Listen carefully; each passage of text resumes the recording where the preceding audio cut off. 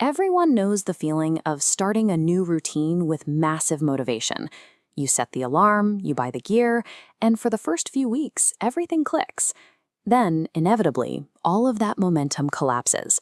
We tend to blame a lack of personal discipline, but relying on willpower as your primary driver for change is a biological trap. Willpower is a highly finite biological resource that fatigues like a muscle the more you use it throughout the day.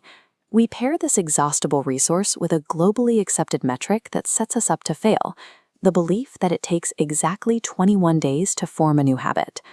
Abandoning a goal isn't a moral failure.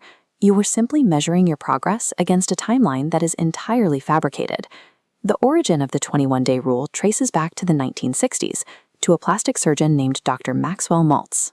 Maltz noticed that it took a minimum of 3 weeks for his plastic surgery and amputee patients to mentally adjust to physical changes, like a nose job or the loss of a limb.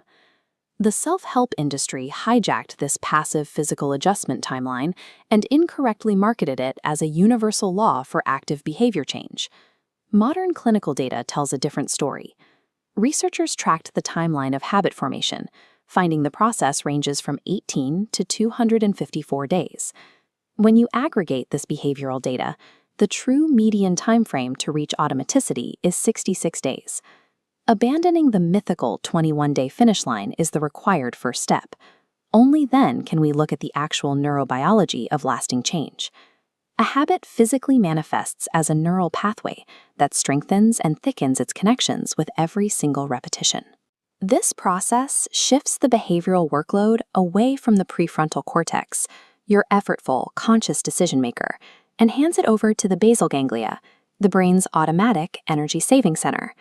This framework is Charles Duhigg's habit loop: the cue, the routine, and the reward.